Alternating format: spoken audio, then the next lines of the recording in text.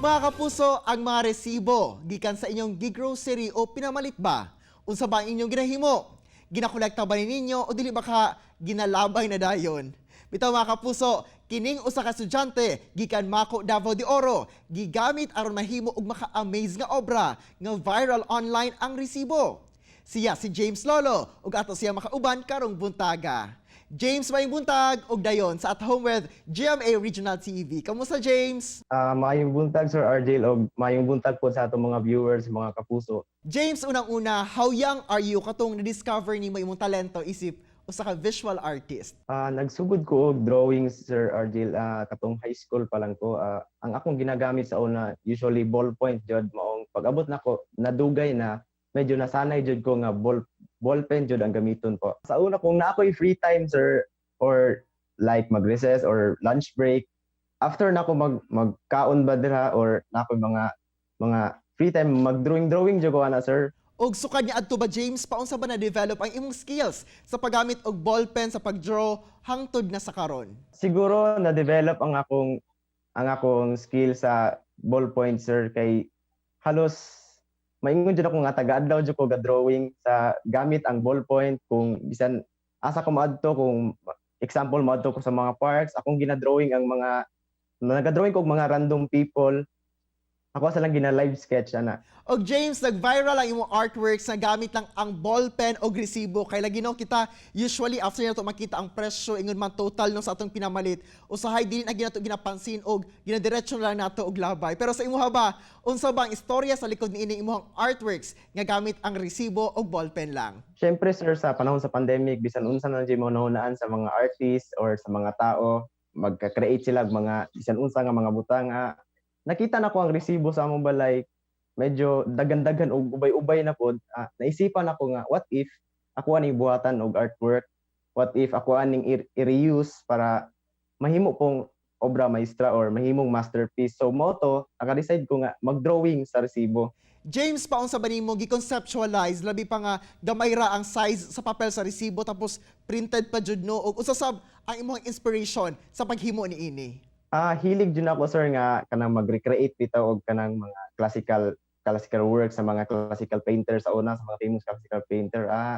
Mo to ako naka-decide ko nga uy murag nindot ning Last Supper ibutang sa resibo kay pwede siya i-landscape og ibutan ako tanang mga tao, si Jesus o ganyang mga disciples. O mo to ako naka-decide ko nga i-drawing sila detail by detail. And speaking of the Last Supper, kini ba ang first artwork nga gamit nimo ang resibo ug unsa sab kadugay nimo, James, na human ang maong drawing? Actually ang pinakauna nako ko'y pinakauna nga nahimo nga art sa resibo sir katong LeBron James nako which is naa diri. Og kining akong Last Supper gihuman ako ni 2.5 days man nata to sir.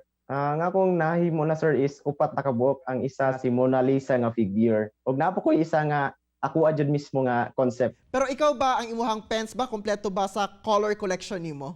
Yes sir, ang akong mga collection sa ballpen medyo kompleto na po nya. Inig na ako yung mga kulang, naga-experiment ko sa paghalo-halo og color para ma-achieve to nako ang color nga gusto nako. Ug aside sa mga obra, James, sa gamit nimo ang ballpen o resibo lang previously, unsa pa ba nga mga artworks ang imuhang nabuhat? Nagabuhat ko sa una sir og mga paintings like watercolor og usahay sir nagagamit kog coffee, oil pastels og na-try na nako murag ang mga medium nga na-try na pud sa ubang artist sir. Og karon nga nag-viral na imuhang obra, James, unsa ba imuhang gibati nga daghan ang na-amaze og nag-expect ba kang ingani? Katong pag-post jud ako ani sir, wala jud ko mag-expect nga daghan ang magkagusto or daghan ba ang mag-share.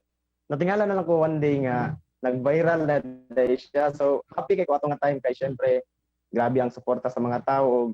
Grabe po ng blessings ang gihatag sa Ginoo. James, unsa ba imuhang na-learn nga lessons nga bisan pa man recyclable paper ang imuhang gigamit nakamugna gyapon ka og nindot nga artwork?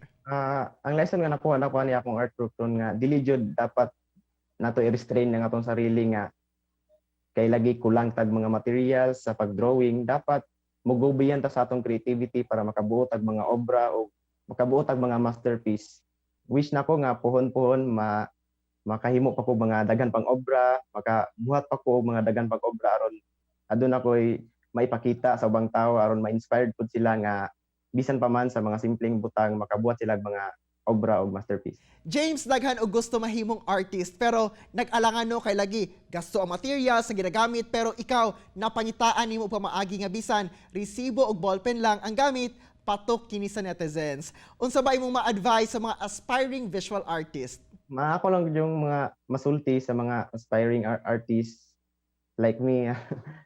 Dili lang jud sila mawadag pag-asa, kanunay silang mag-ampo, mga yung guidance sa Ginoo, tapos magpadayon sa silang passion. Do what you love and love what you do. Padayon sa pagpamalas sa imong talento, James, og daghang salamat sa pag-share sa imong istorya sa itong mga kapusong Mindanawan. Amping always. Thank you po, Sir RJ. Good morning. Kini ang At Home with GMA Regional TV.